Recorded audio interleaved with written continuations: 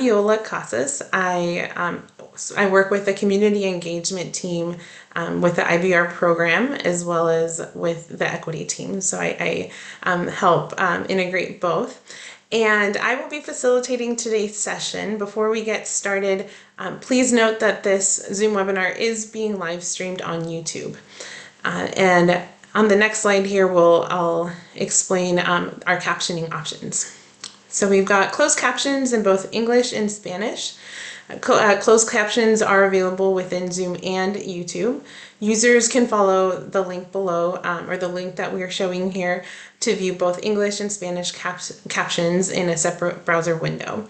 The address is ibr.news/captions.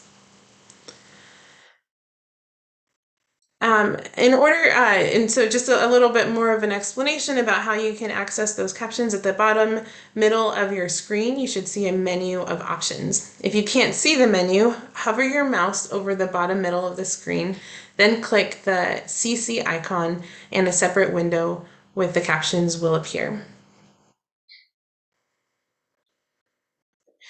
For folks on the Zoom webinar, a couple things to note: that ASL interpretation is available. And for those that are on the Zoom webinar, we will be taking questions after the presentation. At the bottom of your screen, you'll see an icon that says Q&A with the little bubbles, and you'll see an example of what that looks like at the bottom of this slide. And this is the feature that you can use to submit questions. Zoom polls will also be utilized throughout the webinar, but you must be joining us through the Zoom webinar to participate in those. If you experience any technical difficulties throughout this session, please call this number here, 360-329-6744. All right, so for today, we will be providing an overview of the IBR program, including where we're at currently and steps we will be taking to get to an IBR solution. We'll share preliminary design options and ways for you to provide feedback on your preferences associated with those options. Your feedback will help inform the analysis and decision-making process for a new multimodal replacement bridge over the Columbia River. We'll have time for questions at the end of the presentation, as I've stated, and you can submit those questions through the Zoom Q&A. Just a quick reminder, and you can submit those questions at any time. So as we're going through this information, I do encourage you to go ahead and pop your question in there. We'll be going through them and see if there's any that are similar, or and we'll make sure to address all of the questions at the end. If we're not able to give you an answer on the spot, we will make sure that we get back to you with the information that you have asked for. We'll also be offering opportunities for you to provide feedback throughout this presentation, as I said, with the polls, which are interactive audience participation questions. So we're going to give that a try out now. So you'll see a poll question pop up on your screen if you're on here with us through the Zoom webinar. And here's the question: how did you hear about this event? We're always curious how folks are getting connected to the work that we're doing, and really excited to have you here. So we're curious if you heard about this through any of the following. That's the IBR website, the IBR newsletter, our IBR social media page, any of those platforms. If you heard about it through word of mouth, either a friend, a family, a coworker. If you saw it on an advertisement, either print or radio, or if there's a community-based organization that you heard about this from, and that could be, examples are Brown Hope or Activate Inclusion, or just some examples of community-based organizations that you might have heard about it through. Thank you for taking a moment to indicate where you heard about this from. We'll just give it a few seconds.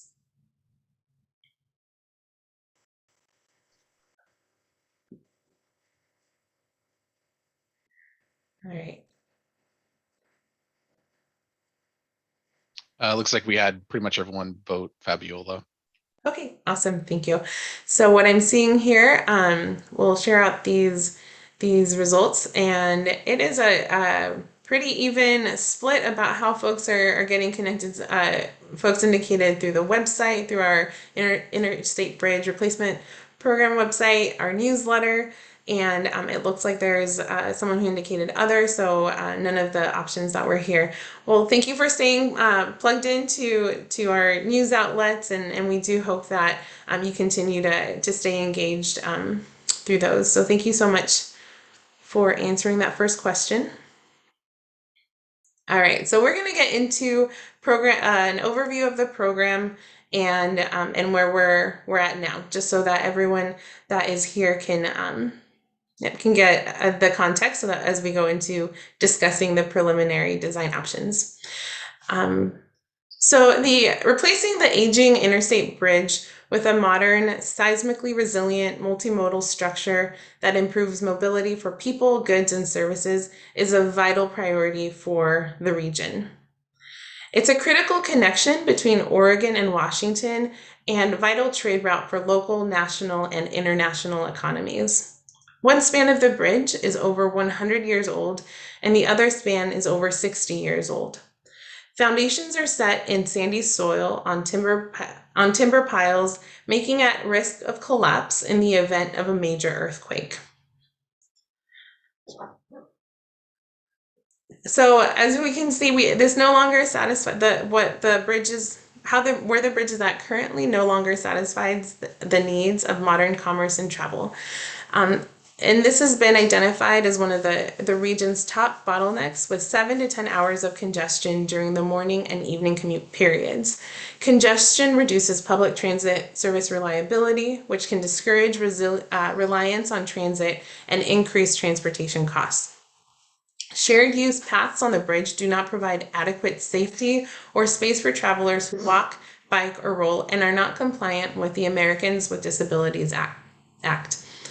So what we really need is a modern connection for our growing community. The program is utilizing and updating previous planning work to help identify a solution that reflects current community priorities and will provide transportation and will improve our transportation system now and for the future. So in response to these needs, the governors of Oregon and Washington signed a memorandum of intent in November of 2019 to initiate the IBR program. $80 million in combined funding has been dedicated by the states since May of 2021. A bi-state legislative committee was formed to provide oversight and guidance to shape program work.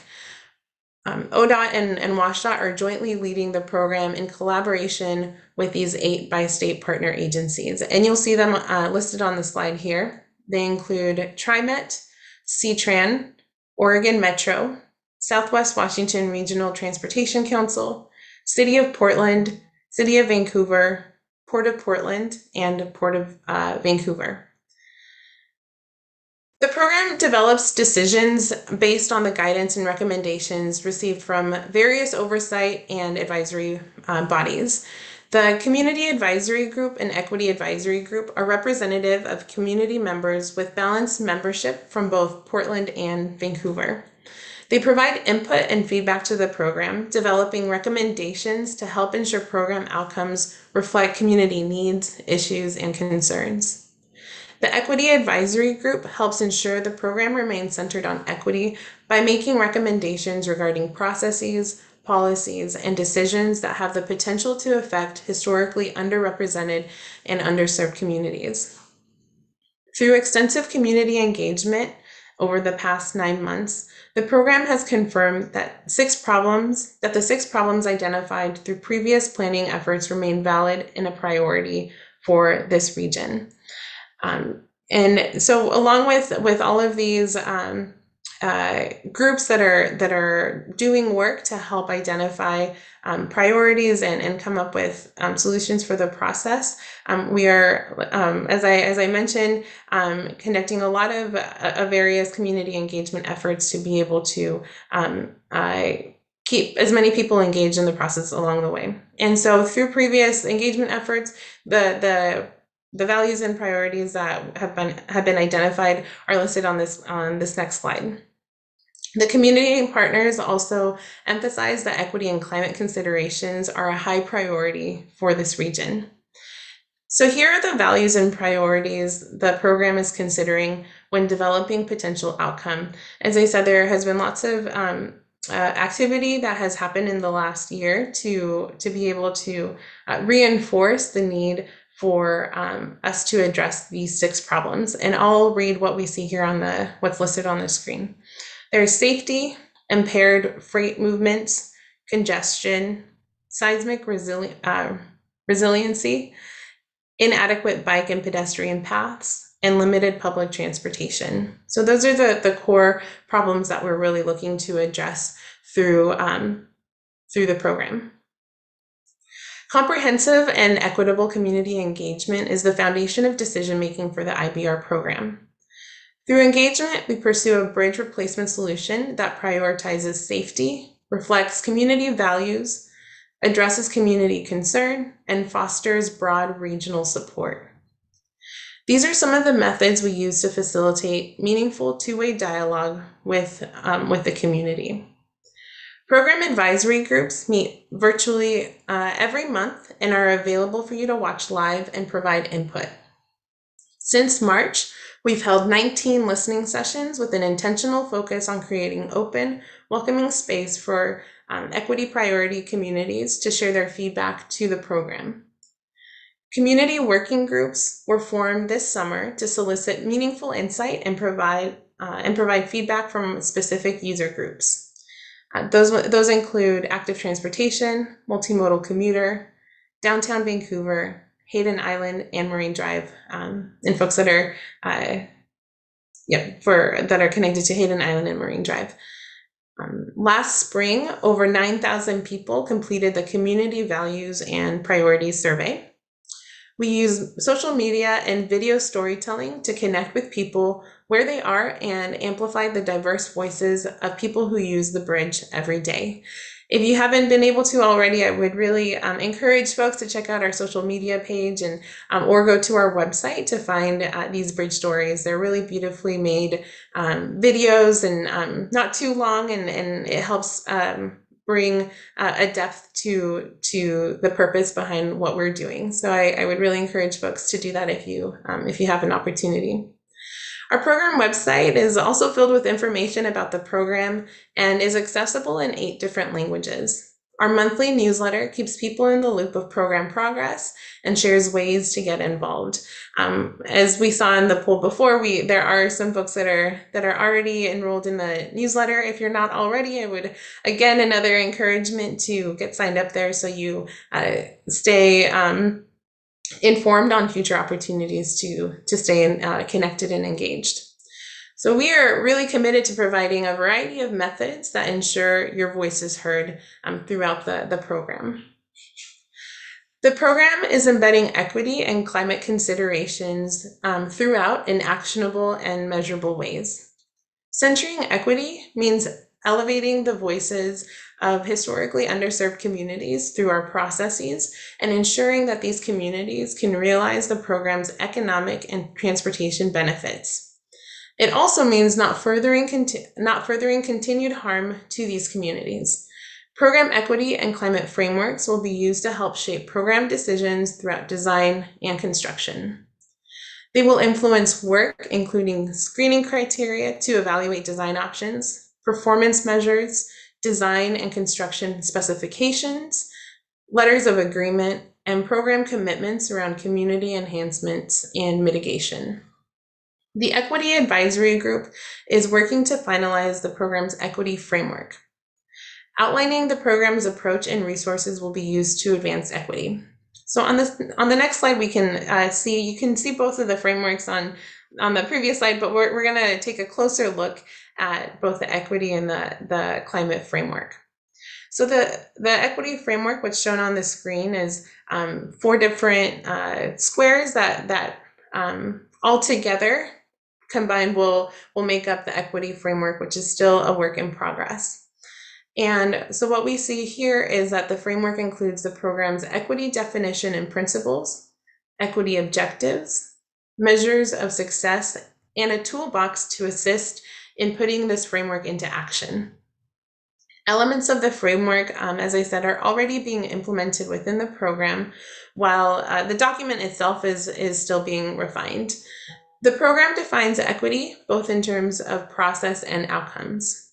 Process equity means that the program prioritizes access, influence, and decision-making power for historically underserved communities throughout the program in establishing objectives, design, implementation, and evaluation of success.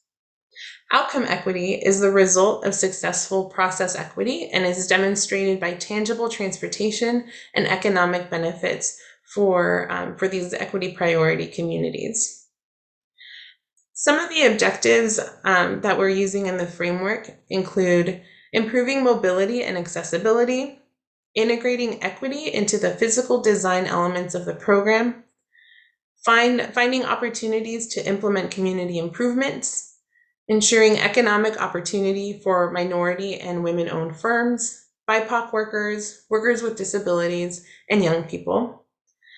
Finally, prioritizing access, influence, and decision-making power for equity priority communities. Oh, and one more, and as I mentioned before, it's also avoiding further harm. So next, we're going to take a closer look at the climate framework. The climate framework is focused on reducing climate impacts and building climate resilient communities. We apply these considerations for transportation options, construction, and operations and maintenance. We will be looking at potential offsets for unavoidable impacts. These could include carbon offset for construction, carbon offset for ongoing operations, and landscaping plans with robust tree and planting replacement rates in the public right-of-way.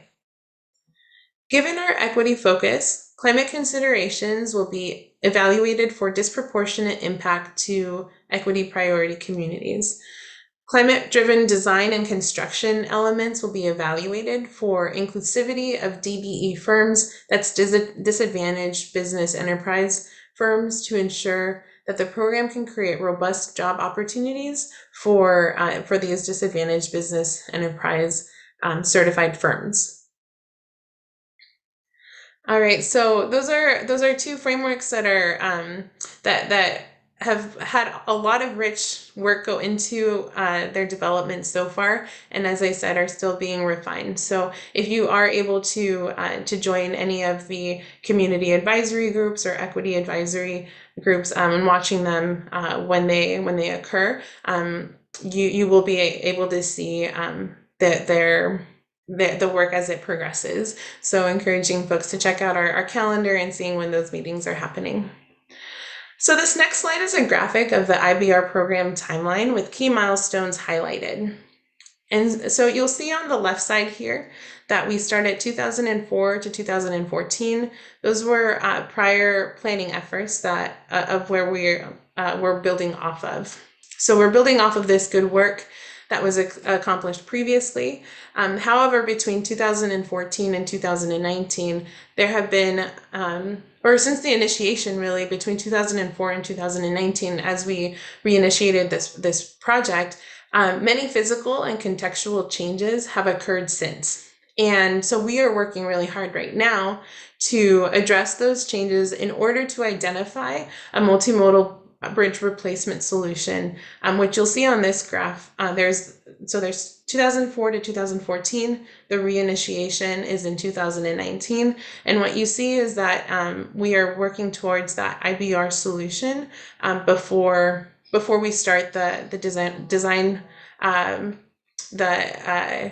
further design process in 2024. So we have that flag there that says we are here, and it's under this section that says IBR program planning and environmental review stage. And in the next sometime in the next year, we will be arriving at the IBR solution, and then that will be leading to our to more detailed design process in 2024. So we anticipate completing this environmental review process and begin the more detailed design by 2024, with the hope of starting construction by 2025, which is the last flag that is shown on the right. And you can see on this graph that underlining this whole process is continued community engagement, which is where we hope that you stay connected with us and stay engaged as we progress through these stages. So the program has developed design options that address changes since the previous planning effort, and will continue to refine these options through the end of this year with the help of partner and community input. So, and we are embedding equity and climate considerations within design options and are in the process of screening those options using criteria informed by technical expertise and community input.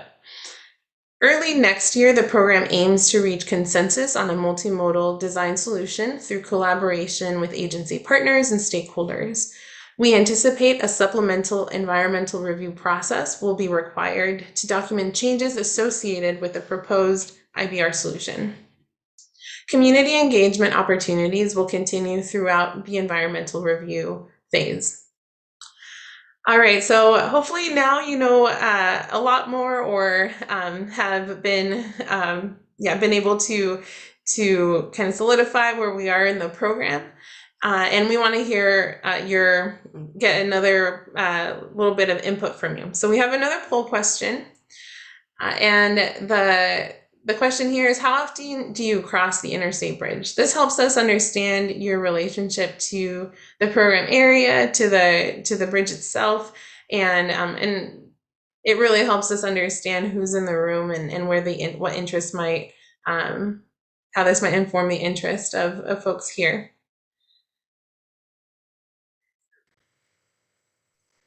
And I will wait until Brent lets me know that we have most of our answers in. Thank you for everyone oh, I'm so sorry. I'm going to read the options. So how often do you cross the bridge? The options here are daily.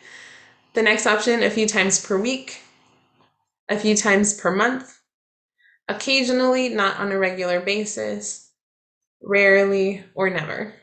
So those are the options. Thank you everyone who has answered so far. Yep. Fabiola, looks like we have 5 of 6 people answered. So we'll go ahead and we got to 100%. So thank you everyone for that. Awesome. Thank you so much.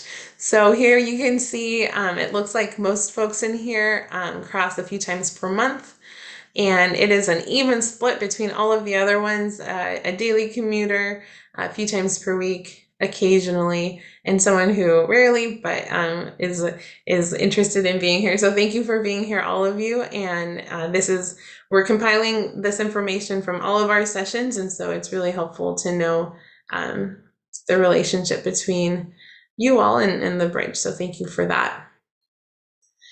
All right, so next we're going to get into a little bit meatier conversation in terms of information. So please, again, encouraging you to make notes and to ask questions along the way, to make sure that we are able to answer those as you think about how you would like to continue your engagement with us, and hopefully giving you the information you need to answer our community input survey as well as possible. So I'm going to pass it along to my colleague, Alex Prentice, who is here to share some more information about our preliminary design options.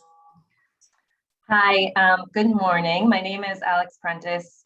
Thank you for that amazing program overview, Fabiola.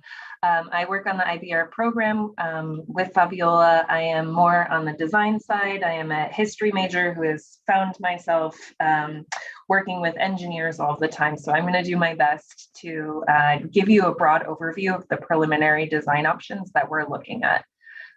So in the previous planning efforts, which took place between 2006 and 2013, the record of decision, which is an environmental process, approved a replacement bridge, improvements to 7 interchanges in a 5-mile corridor, high capacity transit, and a couple of other things. So regional, we've had those changes since then, which are allowing us to change the design a little bit. So our new preliminary design options were created in response to those changes. Some of our changes have been regional, state, and local equity policies and priorities.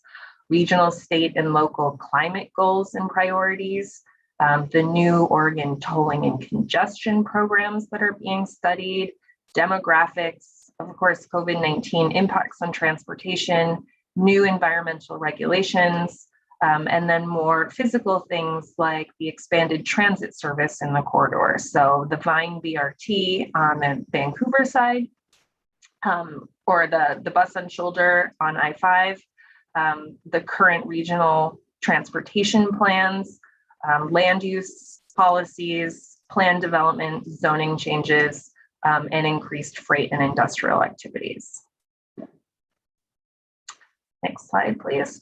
So we're focusing now, since we have that record of decision, and we have sort of an overall baseline that we can work from, but we want to make sure again that our design is really addressing those changes. So we're focusing on some specific areas that we will produce design options for that will allow us to get to this IBR solution. So one is the bridge crossing and alignment. So that's the actual bridge itself. The other are interchange improvements, and that is interchange improvements all the way from north of Vancouver down to Marine Drive. We're going to be focusing especially on changes to the Hayden Island and Marine Drive interchanges. We are looking at new and different transit options. And we are definitely focusing big time on active transportation improvements that are integrated into all of the design options. So one thing you'll see in the design options we're going to study is that all of them incorporate active transportation. So anything we do is going to really focus on the shared use path and making sure that those biking, walking, and rolling have easy access to the river crossing.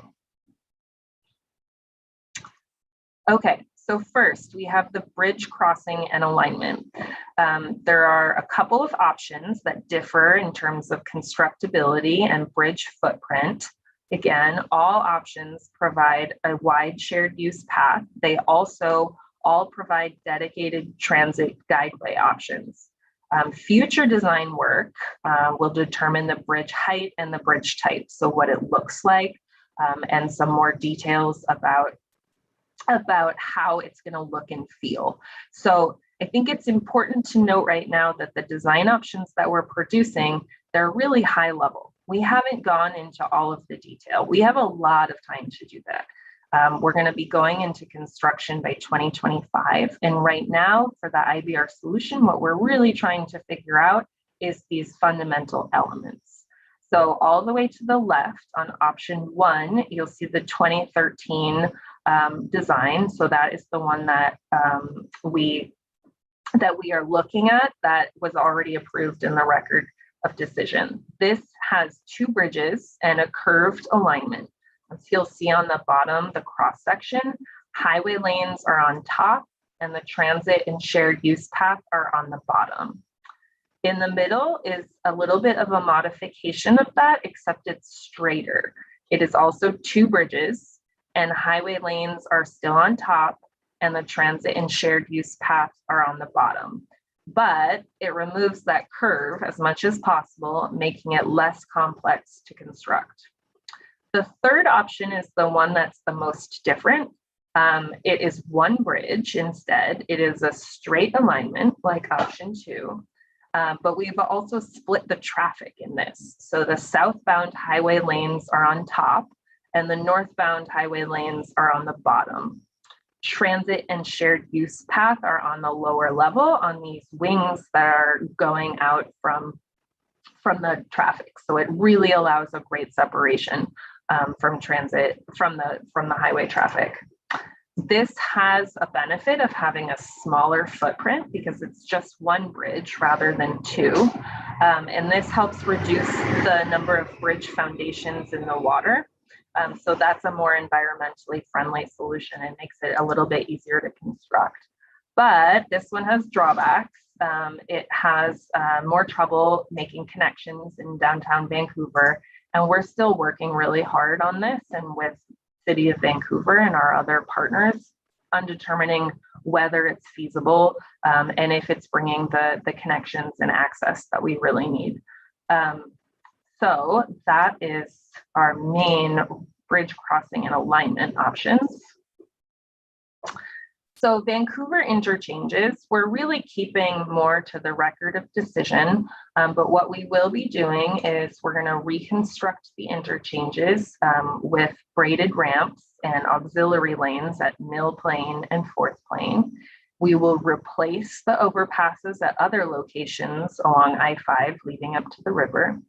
All designs, of course, will improve bike and pedestrian connections to support east-west travel. So it's going to be a lot easier to get from downtown Vancouver to the east side. Future design work, again, this is just a really high-level design, is going to be informed by community engagement, and we're going to continue to refine what these intersection improvements look like and how they feel for vehicles as well as for bicyclists and pedestrians. The main purpose of this is we're going to hopefully eliminate traffic weaving, we're going to improve safety, and we're going to ease congestion. Next slide. So a big change a big thing that we're studying right now is Hayden Island and Marine Drive interchanges. So these are options that consider different ways to access Hayden Island by foot, bike, transit, and car. All options include replacing the North Portland Harbor Bridge. This is a change from the record of decision design. And again, the future design work is going to develop more details for connecting shared use paths with the intention to connect to the 40-mile loop trail. So option 1 has a full interchange on Hayden Island. Option 2 has a partial interchange, and option 3 has no interchange. And these all have benefits and drawbacks and trade-offs that we're looking at in terms of traffic, access, climate because of traffic reduction, and a bunch of other things that we're studying right now. So all of these options that we're putting out, we're hoping to take one from each category and move that forward, integrated into transit, and then move that forward into the IBR solution for the environmental process next year. Next slide, please. So going into the full interchange option, this has complete interchanges for north and southbound traffic on both Hayden Island and Marine Drive. The local streets are reconnected under Interstate 5 with some variations, including a third crossing under Interstate 5 for Tomahawk Island Drive and an arterial bridge connecting Hayden Island to Expo Road. The roadway infrastructure in this design would be farther west in comparison to the 2013 LPA to replace the North Portland Harbor Bridge. So this is one option that we're considering. Next slide. So this is the partial interchange. We sometimes call it the half interchange also. This one also provides ramps. It provides ramps to and from the north to Hayden Island. It will also provide, like the full interchange option, a complete interchange at Marine Drive, and it will provide access to and from the south through Marine Drive and an arterial bridge between Marine Drive and Hayden Island. So a slightly different way of accessing Hayden Island. The benefits of this is that it reduces overall width, footprint, and associated impacts of infrastructure improvement across North Portland Harbor and Hayden Island. Next slide, please. And then there's a no interchange option.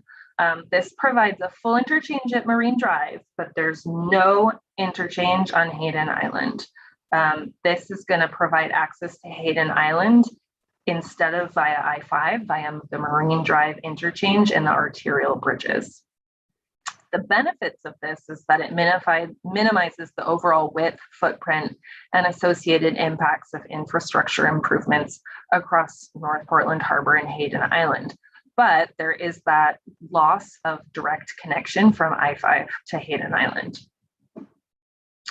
Next slide, please. So now we're getting into transit. Transit options are going to have a unique set of data and analysis that will help inform decision-making and identify how each transit option performs so that we can compare them and make the best decision. Some of the analysis and modeling that we're going to do is looking at ridership, travel time, reliability, and cost, and a bunch of other things. The transit options are also going to be screened, just like the design options, to understand how they perform against the program's climate and equity goals. So we have high capacity transit, and our high capacity transit includes, or options include light rail, which currently operates in Portland. Currently the yellow line terminates at Expo Center. And then the other high capacity transit option is bus rapid transit. This is on the other side of the river, and it's currently operating in Vancouver with its southernmost stop located at Turtle Place in downtown Vancouver. We're looking at a bunch of different transit options. This is really, really important to us that we get it right this time. So there are 4 potential light rail transit options, 3 potential bus rapid transit options, 1 that's a hybrid that has a bus rapid transit and light rail meeting at Hayden Island. And then there's another that's a bus on shoulder, which is not traditionally thought of as high capacity transit. And it's important to note that all of the other transit options, the high capacity ones that would be on a dedicated guideway, also are going to include bus on shoulder. That's always going to be a possibility. So future design work is going to be informed, like I said, by the data, by working with our partner agencies who own and operate the transit systems and the community. So that kind of work is going to inform transit station details and specific locations and park and ride locations and size. But right now, what we really want to figure out is the transit typology. So looking at the mode, looking at general locations of where the stations are, looking at general locations for the park and ride. And as we continue to gather data on ridership, then we'll understand better how to do those specific components. Next slide. So here we have our light rail transit options. In the 2013 design, we did have light rail. And then the light rail would extend from the Expo Center south of the river to a terminus near Clark College. There is another light rail option that is extending from Expo Center again, downtown to Turtle Place, where it can connect to the bus rapid transit system. There is also another one that extends past downtown Vancouver. So again, it starts at Expo Center and it goes all the way to McLaughlin and hugs I-5 on a dedicated guideway up to that point. Another hugging I-5, so it goes parallel with I-5 right next to it, but it has a dedicated guideway, so it's separated from cars. And in this, the light rail would extend again from Expo Center to Higgins Bowl. Next slide, please. So next on our high capacity transit is our bus rapid transit options. And this would have a dedicated bus rapid transit from Turtle Place in downtown Vancouver down to Expo Center in Portland. The Vine BRT lines operated by C-Tran would extend via a dedicated guideway. So again, separated from the vehicles and from our bikers, rollers, and pedestrians. And the terminus would be near Expo Center. Another one, we have hugging I-5. And so again, we have a dedicated guideway that's going to separate the bus rapid transit from vehicle congestion. And this is from Higgins Bowl south to the Expo Center, where it would link up again with Portland's light rail system. And then the last bus rapid transit option that we're studying is a dedicated BRT connection through the central business district. So this would take the Vine all the way on a dedicated guideway again from McLaughlin through Vancouver's downtown before crossing the river to Hayden Island with a terminus near Expo Center. So the difference between this one is that it would go into downtown. Next slide, please. And then we have a hybrid transit option. So we have a little bit the best of both worlds here in that we're meeting on Hayden Island and connecting there, and those riding the light rail from Portland will be able to get off and get onto the BRT to Vancouver and vice versa. So this would also include a dedicated guideway. So the Vine BRT lines would extend again on the dedicated guideway from a station near Turtle Place in Vancouver to a terminus on Hayden Island. And then it would meet up with the Max Yellow line, which is extending from the current terminus at Expo to the new terminus on Hayden Island. So they would be two stations linked together for a connection. Next slide, please. We have the bus on shoulder transit option. So this is one that has no dedicated guideway. It assumes that C-Tran Express routes 101 and 105X will operate as a bus on shoulder in the bridge influence area in both directions. So Route 101 operates from downtown Vancouver to downtown Portland, and Route 105X operates from Salmon Creek to 99th to downtown Portland. So it wouldn't be super dissimilar from what we have now. It's just that the buses would be running on the shoulder instead, but they're still really caught in the regular traffic that I-5 has in congestion.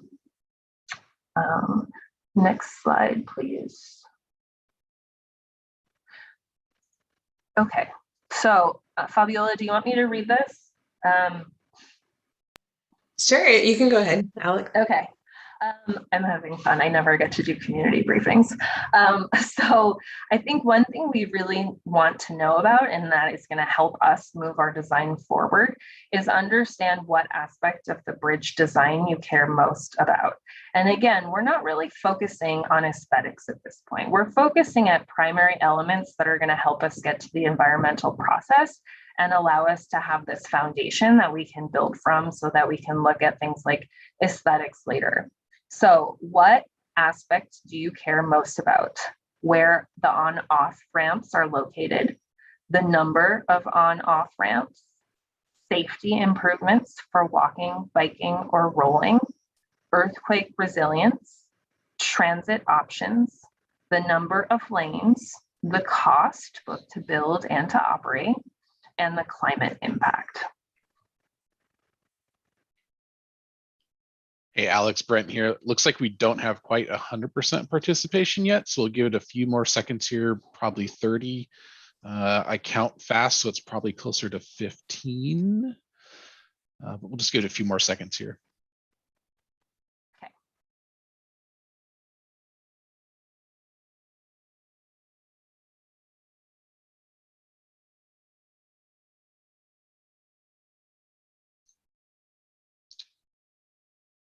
All right, and so you should be seeing on your screen what options everyone chose. And looks like transit options were number one as far as people, the design that people care most about, with earthquake resiliency a very close second, number of lanes, and then safety improvements for walking, biking, or rolling. So appreciate everyone's engagement with that. Yeah, I want to just say we really appreciate that. That is so helpful for us to bring back to our design team as we're working on developing the IBR solution, understanding what your priorities are so we can really focus on those. Yeah, thank you so much. Thank you, Alex, for the thorough overview of the design options and for facilitating that poll question. Really appreciate it. And thank you everyone that is staying engaged with us. So now that we will be taking questions very soon. We've had a few coming in, so take a moment to think about anything that you would like us to address today.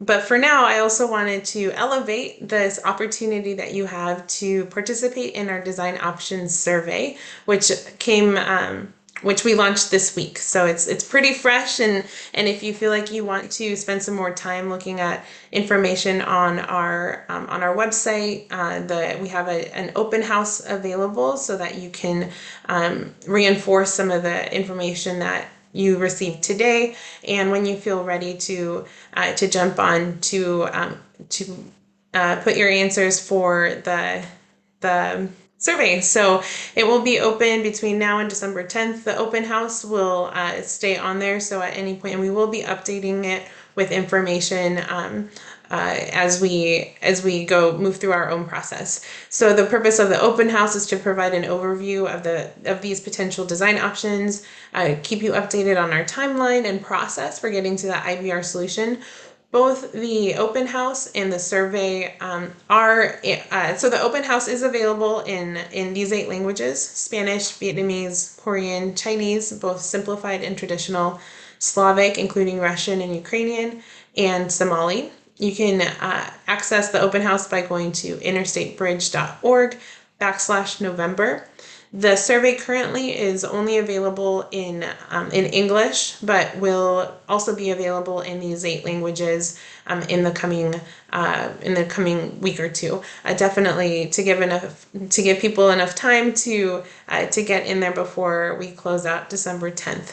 And your feedback and engagement, both for the open house and your feedback on the survey, is critical to our process and important.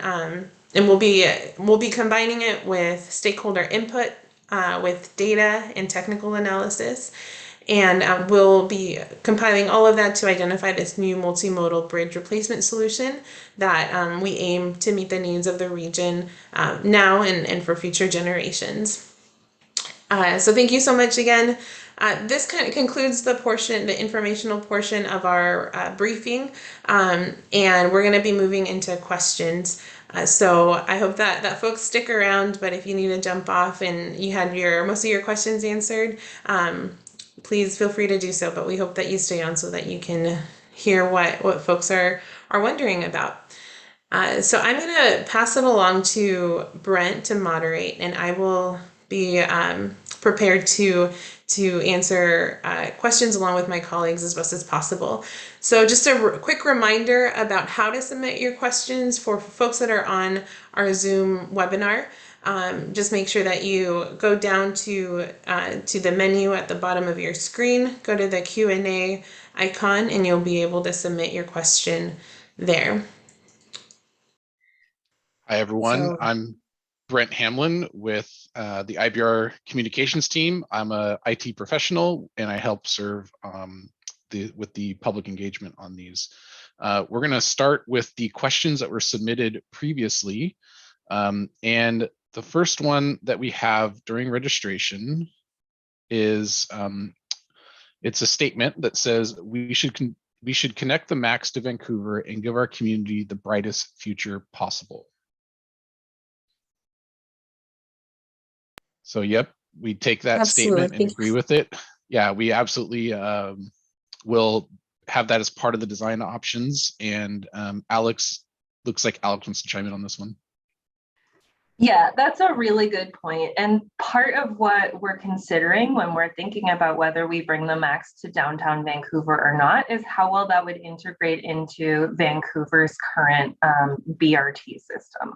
So it's really important to us that we have that seamless transition between transit services to make sure that when it's in Portland, we have really good service and access. And again, that's something that we're studying during this screening process to get to the IBR solution and looking at things like ridership and access and what is going to be the best solution both for Vancouver and for Portland. Thanks, Alex. Appreciate that. Another question here. This is part of the registration response. Are all bridge designs high enough to allow boat passage during times of heavy rainfall and rising ocean levels? Yes. So the bridge is going to be raised high enough so that all ships can pass beneath it. We're working with the Port of Portland and the Port of Vancouver to make sure that we can continue the commercial activity on the river. Climate is one of our primary focuses when we're looking at what design options are going to work. So that has been taken into account, future conditions in all of our work, and rising water levels is one of those. Thanks, Alex. Appreciate that. We did have a couple statements come in via Q&A, and one was just we missed a I was a little quick on the trigger, or quick on removing the options for the first poll. So we did get that. I just want to let the person who submitted that know that we did get that. But the first question we have here is there more support for light rail in Vancouver now? I supported it the last time. Thanks. Yeah, Do you want thank me you to for. Okay, Go. you go ahead.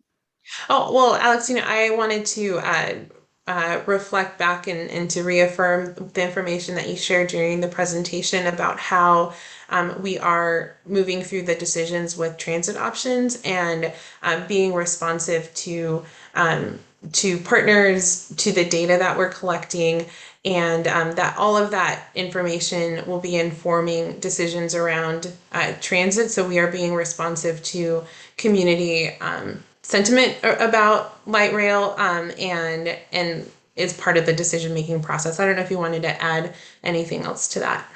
That's exactly what I was going to say. I just wanted to add that it's forums like these that help us make these decisions. So understanding what your priorities are is really critical to that, as well as the screening process and looking at the data and working with our partners. And looks like we have a question from the north side of the program area. I live right on I-5 at 4th Plain, and I'm very concerned about impact to my property, noise, visual intrusion, etc. How is housing and neighborhood livability being impacted, and what considerations are being made to avoid that impact? That's a really great question, Cheryl. So again, this is one of the primary focuses of our screening process, and there are measures. I'm seeing if I can open up if I have anything. No, I don't have anything here, but noise impacts, visual impacts, how we can mitigate that through design. Those are things that we're considering even at these early stages when we're trying to determine these broad designs, and they're going to continue to be refined throughout. So it's absolutely something that we're thinking about. There's neighborhood livability is another section, and it has to do a lot with access as well. But noise, visual quality, air quality, construction impacts, all of these are going to be really critical to us.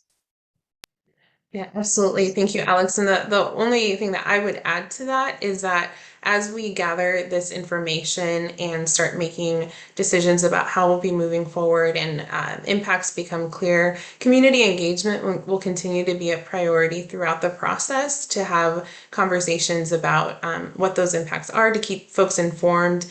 And so just an encouragement to Cheryl and everyone else who is considering what that might look like for them to stay engaged with us, so that we can be able to provide that information in a timely manner and get folks' questions along the way, or any concerns, that we can collect those as well.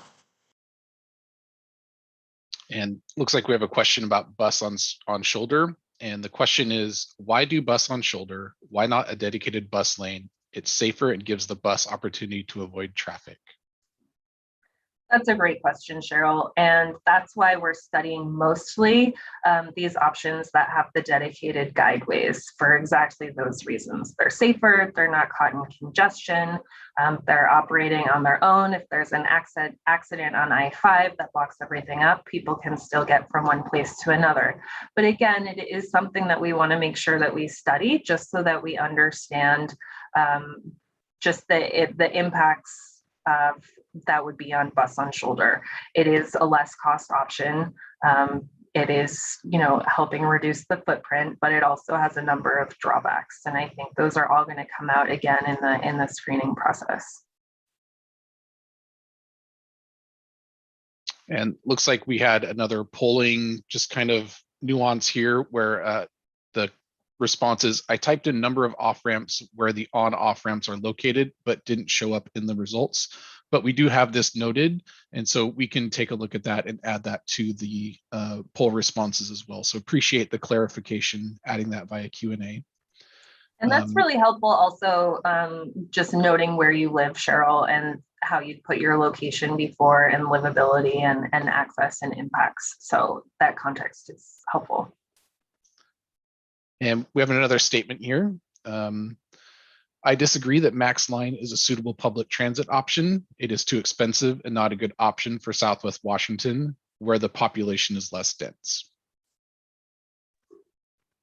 So I can just comment on that. And again, it goes back to this screening process, and cost is one of the things that we're taking into account when we are deciding on our design type or our transit typology. And then we have a question here about number of lanes. What is the minimum number of lanes of traffic that will be considered in each direction? Good question. So we will have 3 through lanes in each direction. What is being decided now is how many auxiliary lanes. So those are the lanes that help get traffic on and off interchanges without impacting the through traffic. So there will be 3 lanes of through traffic in each direction. And then we're looking at, I think 1, 2, or 3 auxiliary lanes. Definitely we're looking at 2. That's how many there were in the previous project. Thanks, Alex. Appreciate that historical knowledge as well on the previous project. Do all design and construction options continue operation of current twin bridges until the new bridge is complete? Absolutely. I-5 is a critical corridor, both for this region and frankly for international trade from Mexico all the way up to Canada. The reason we are so dedicated to getting this bridge built is to improve that connection, and we will keep that in operation throughout construction. And that's why you saw in the original bridge crossing design from 2013, you had that curved alignment that helped separate it from the bridge. We do have straight alignment options now, but as you'll see, Brent just put those up. They have different connections at each point so that we can do it side by side. Thanks, Alex. Really appreciate that. We have a little bit of a longer question here, and it's a 2-parter, but we're going to do our best to get through it. So we appreciate the long responses as well. We are a nexus for world commerce, and with that in mind, I hope we strive for an architectural wonder, a bridge that matches the beauty of our area. If possible, a bridge that is as important to the world for its beauty as the Opera House in Australia. Next is meeting the needs of all citizens on both sides, LRT and foot and bicycle options that tie Washington and Oregon together and show the many travelers from all corners of the world that this is a world-class center to do business in. So I'll take the first part. Yes, I mean, everyone would love to see a signature bridge. We are not going into what the bridge is going to look like yet. That is going to be once we just define the alignment of the bridge, whether it's 2 or whether it's 1, and we move that forward in the environmental process. The type of bridge, what it's going to look like, how it's going to feel, what design features it's going to have, those are all going to be decided as we move forward. And so aesthetics is a big part, environmental impact is a big part, visual quality, noise quality, all of these things that go into a bridge's design. And we also have to take into account cost. So that's going to be an important part. And there are certain options that are kind of precluded by the length of the river. So engineering is another really big part of that. But we are beginning to look at aesthetics and are going to be working really closely with you and the rest of the community to determine what the bridge should look like. Yeah, Do you want me to? Go ahead. I just wanted to appreciate your answer, Alex, and just again coming in to underline the importance of having folks continue to be engaged with us throughout this process. It is we are looking at when we looked at our timeline and saw that those details of the design really going into it in 2024, we really want everyone to stay engaged throughout. So just an encouragement that these types of sentiments and this desire to have a bridge that we're all proud of, and balancing it with all of the things that the different factors that Alex has elevated is really important. So thank you for posing that question and or making those comments, and I look forward to having folks return to future briefings as well to continue to reinforce what your priorities and hopes are for this bridge. And looks like this is the last question that's come in so far. And it's a statement, and it says, just for the record, I think it's short-sighted to limit the through lanes to 3. For all the effort and expense, 180 million last time and 180 million this time, we should look a bit farther down the road on capacity of this major highway. Thanks, Cheryl. And that is part of our modeling and data analysis work, is looking at forecasting for the future for both ridership of transit and for vehicle capacity. And we did have a couple more questions come in, which is great. One of the questions is, many cities provide bypass expressways. So I'm not totally sure what you mean by that, by a bypass expressways. So if you could clarify, that would be awesome. I've driven in Denver, and they have a bypass expressway that is kind of the same thing. And the same thing with, I believe there's another one in Vegas as well, if I'm not mistaken. And it's just kind of an arterial bypass to going through downtown type of an area. Like express lanes. Yeah, I also live in Seattle, and at one point, I think 405 was considered a bypass to Seattle, and now it's probably more congested. Okay. So I don't know if what we have is considered. I'm sorry, I am not enough familiar with elements outside of this project, but those 3 through lanes are intended to provide that kind of almost expressway for vehicles. And I'll just jump in really quick. And if at any point there's folks have follow-up questions once we're done with this session, you're always welcome to email us at info@interstatebridge.org, and we'll continue to try to give you to be responsive to those questions as they come up and elicit other questions. Yeah, and it looks like we did get a clarifying statement. Gotcha. Of just keeping traffic out of Portland. That is right. Keep traffic out of Portland. That is through traffic that is bypassing Portland itself. Okay, gotcha. So almost like a separate guideway. We're not considering that at this point. Another question here: Are the bridge height constraints due to the proximity of airports? Yes. So we are limited by, so the U.S. Coast Guard helps us determine what the bottom height is. So it has to be a minimum for the Coast Guard underneath.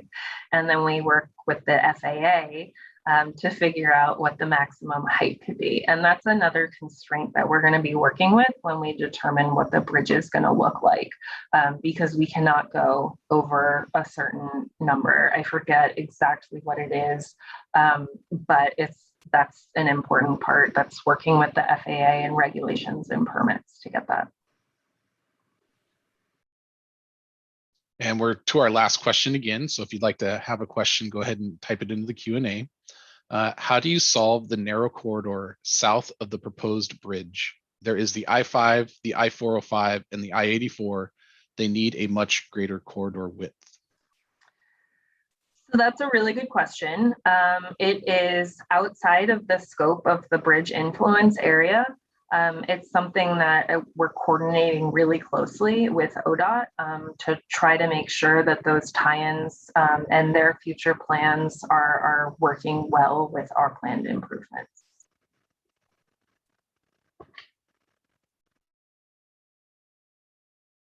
All right, it looks like we do have another question that came in here.